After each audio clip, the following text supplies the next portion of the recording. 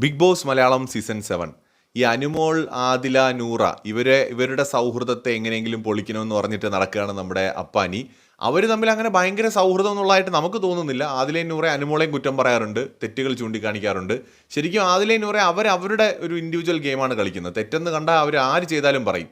അത് അപ്പാനി ചെയ്താലും പറയും, അനുമോൾ ചെയ്താലും പറയും, അക്ബർ ചെയ്താലും പറയും. അവരെല്ലാവരുമായിട്ട് നല്ല രീതിയിലുള്ള ഒരു ഒരു ഒരു ഫ്രണ്ട്ഷിപ്പ് അവിടെ മെയിൻറ്റെയിൻ ചെയ്യുന്നുണ്ട്. ആരുടെ അടുത്തും ഒരു ഗ്രഡ്ജ് ഇല്ലാതെ ഗെയിം കളിക്കുകയാണ്. അപ്പാനി പോയിട്ട് ഇവരുടെ അടുത്ത് പറയുന്നുണ്ട്, തെറ്റിൻ്റെ കൂടെ നിൽക്കാൻ പാടില്ല എന്നൊക്കെ പറഞ്ഞിട്ട് ഉപദേശിക്കുന്നുണ്ട്. അപ്പോൾ അവിടെ നൂറ പറയുന്നുണ്ട്, ചേട്ടാ ഞങ്ങൾക്ക് ശരിയെന്ന് തോന്നുന്ന കാര്യങ്ങൾ മാത്രമേ ഞങ്ങൾ ചെയ്തിട്ടുള്ളൂ.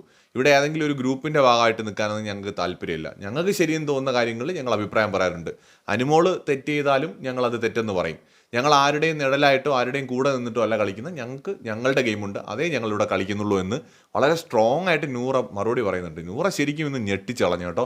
ഇത്രയും സ്ട്രോങ്ങും ബോൾഡും ഒക്കെ ആയിട്ട് സംസാരിക്കാൻ പറ്റുമെന്ന് ഇന്നാണ് നമുക്ക് മനസ്സിലായത്. നൂറ ആ അവസരത്തിനൊത്ത് ഉയർന്നു വരുന്ന ഒരു മത്സരാർത്ഥിയായിട്ട് തോന്നുന്നു. അപ്പാനി ആണെങ്കിൽ ആകെ കൺഫ്യൂസ്ഡ് ആണ്. ഇവരെ എങ്ങനെയെങ്കിലും അനുമോളുടെ അടുത്തുനിന്ന് തെറ്റിക്കണമെന്നും പറഞ്ഞ് തേരാപ്പാര നടക്കുകയാണ് അപ്പാനി.